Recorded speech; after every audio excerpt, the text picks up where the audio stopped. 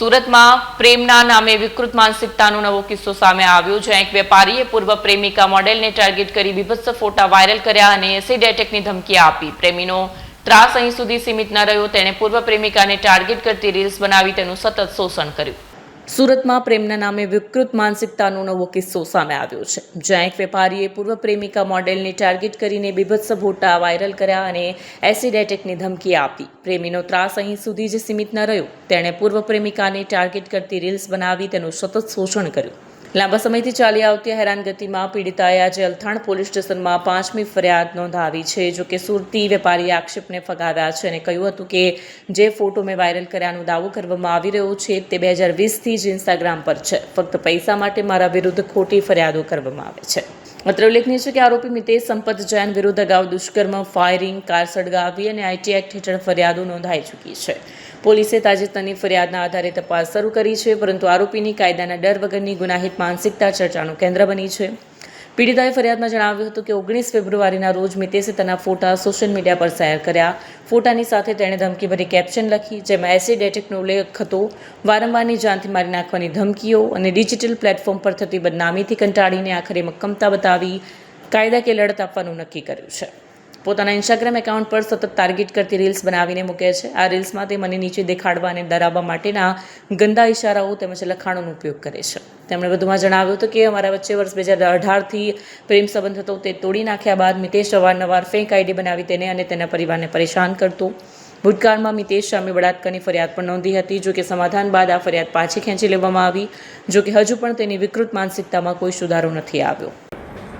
Althan police સ્ટેશનમાં ગત 20 ફેબ્રુઆરી 2025ના રોજ ભોગ બનનાર જે છે એમણે આવીને રજૂઆત કરેલ કે પોતાના ફોટા જે છે એ આ કામના આરોપી મિતેશ સંપતલાલ જૈન દ્વારા પોતાની ઇન્સ્ટાગ્રામની ચેનલ પર અપલોડ કરેલા હોય તે બાબતનું સ્ક્રીન રેકોર્ડિંગ રજૂ કરતા કાયદાકીય રીતે આઈટી એક્ટની કલમ 66 તથા 67 અને 67 એ મુજબ આરોપી વિરુદ્ધ ગુનો દાખલ કરેલ છે. અગાઉ પણ કઈ રીતની ફરિયાદ? અગાઉ જે છે આ કામના ભોગ બનનારે અલથાણ પોલીસ સ્ટેશનમાં 2 ફરિયાદ દાખલ કરેલ છે. આ ઉપરાંત ઉમરા પોલીસ સ્ટેશન તથા વેસુ પોલીસ સ્ટેશનમાં પણ આરોપી વિરુદ્ધ ગુનો દાખલ થયેલ છે. કઈ રીતની કાયદાકીય કાર્યવાહી?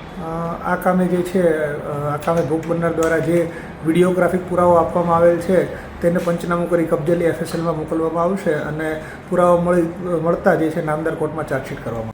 हाँ, ये मितेश संपत जैन जो जिनसे मेरी मित्रता थी और 2024 में मैंने इनके ऊपर रेप केस किया था, जिसके लिए इनके ऊपर जिनसे ये जेल भी गए थे और जेल से आने के बाद भी इनका लगातार टॉर्चरिंग, परेशान करना आज तक जारी रहा है.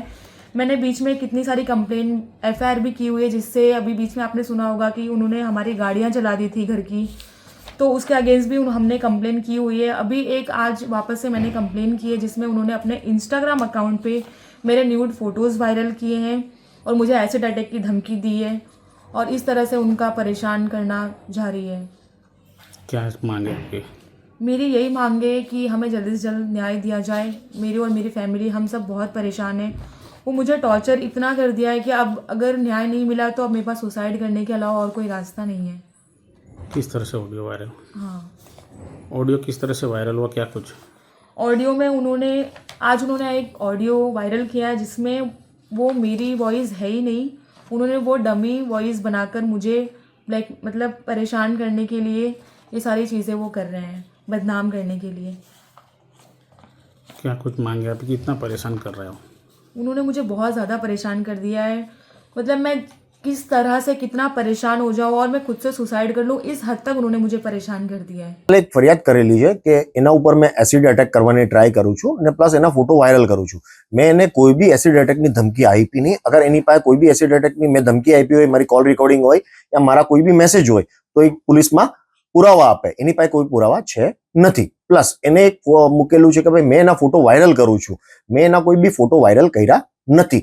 એના ફોટો પહેલાથી ઇન્સ્ટાગ્રામ પર 2020થી ઢગલા ફોટો એને જે પડાવેલા છે ફોટોગ્રાફરથી એ લોકોએ મૂકેલા છે ને હજારો લોકોએ એને શેર કરેલા છે ને નોર્મલ વ્યક્તિ માધ્યમથી મેં બી એને નોર્મલી શેર કર્યું છે ને મને જ્યારે લાગ્યું કે આ ખોટું છે એટલે મેં એને પાછું અનસેન્ડ કરી નાખ્યું 1 કલાકમાં. તો એ વિરુદ્ધમાં એને અલથાણ પોલીસ સ્ટેશનમાં મારી FIR નોંધ કરાવી છે. આગળ પણ ફરિયાદ થઈ હતી, કેમ તમારી વિરુદ્ધ વારંવાર ફરિયાદ થાય? આ જૂની અદાવત લઈને મને હેરાન પરેશાન કરવા માટે ખાલી અરજી ને FIR આ બે વસ્તુ, આ ને એની બેન બંને બધા પોલીસ સ્ટેશનમાં જઈને મારા વિરુદ્ધ ખાલી અરજી ને એફઆઈઆર આવે. એમની પાસે કોઈ બી પુરાવો નહીં હોય, ખાલી અરજી એફઆઈઆર આપ્યા જ કરે છે, મને ખાલી પરેશાન કરવા. કેટલા દિવસ જેલમાં રહ્યા? મેં 22 દિવસ જેલમાં હતો. હવે કયા પ્રકારની લડાઈ લડશો? જે લીગલી જે પ્રોસેસ હોય એ હિસાબે મેં લડત લડીશ કોર્ટમાં. મારી પાસે જે પુરાવા છે એ પુરાવા આપીશ કોર્ટમાં.